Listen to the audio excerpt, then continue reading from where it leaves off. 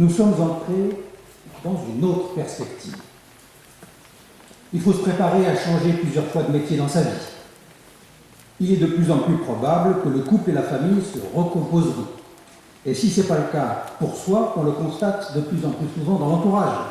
Et puis, on déménage beaucoup plus fréquemment, les appartenances politiques et religieuses évoluent rapidement. Bref, les changements qui se faisaient autrefois sur plusieurs générations, puis qui se sont faits à chaque génération, se font maintenant à l'intérieur de chaque génération.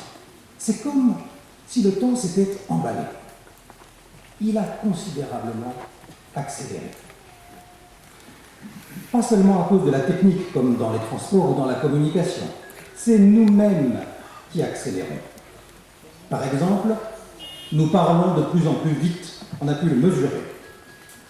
Nous faisons de plus en plus de choses à la fois et non pas successivement. Par exemple, travailler à domicile, téléphoner au volant, passer l'aspirateur pendant que le dîner se réchauffe et que la machine à laver tourne. J'ai remarqué qu'il est devenu rare de fixer un rendez-vous longtemps à l'avance sans avoir besoin de le confirmer. Ça tient toujours. Bien sûr, ça tient toujours. Donc, il faut le confirmer. Et si on n'est pas là au rendez-vous, mais tu ne l'avais pas confirmé. On a le sentiment d'avoir de moins en moins de temps pour les choses importantes.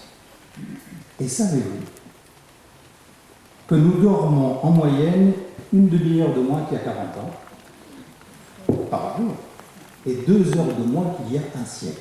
Il ne faut pas s'étonner qu'on soit fatigué. Cette fatigue personnelle, mais surtout sociale, elle est tout sauf anecdotique. Elle est le signe d'un grand désarroi.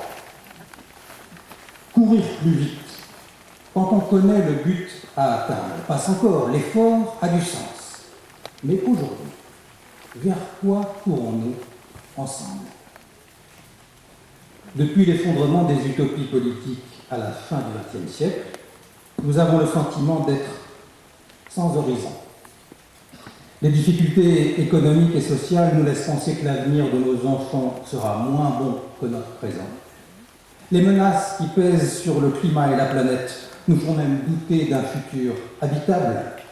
Nous avons le sentiment de courir toujours plus vite, individuellement et collectivement, sans savoir vers quoi, et même en faisant du surplace. C'est comme s'il fallait déployer de plus en plus d'efforts, simplement pour ne pas être dépassé. Faire preuve d'une énergie considérable pour gravir des pentes qui s'éboulent. Comme l'écureuil dans sa roue, c'est une sorte d'agitation figée, de course sur place, d'immobilité frénétique.